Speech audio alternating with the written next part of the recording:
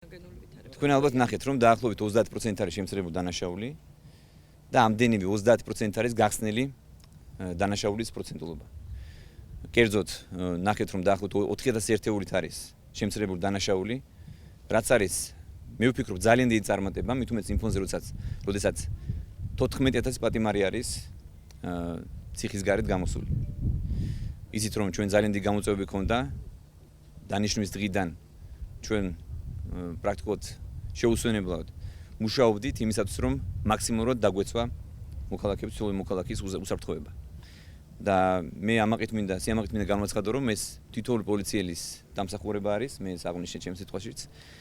მე ნამდვილად ვულოცავ თითოეულ პოლიციელს ამ წარმატებას. მთელი პოლიცია არის ძალიან მოტივირებული, ძალიან ორგანიზებული და მართლაც მიხარია. ეს არის შედეგი იმისა, რომ ჩვენ მივიღეთ 9 თვის თავზე დეპოლიტიზებული პოლიცია, ჩვენ მივიღეთ მოტივირებული პოლიცია, უფრო მობილიზებული და რასთავარია მათი საქმიანობა არის წარმატებული. ეს არის ჩვენი 9 თვის შედეგი, წარმატებული საქმიანობის შედეგი. დანაშაული, როგორც გითხარით, არის შემცირებული 53.3% შეადგენს გახსნით მაჩვენებელი პროცენტულობა, მაშინ როცა გასულ წელს იყო დაახლოებით მაგის ნახევარი, უფრო ნაკლები 23%.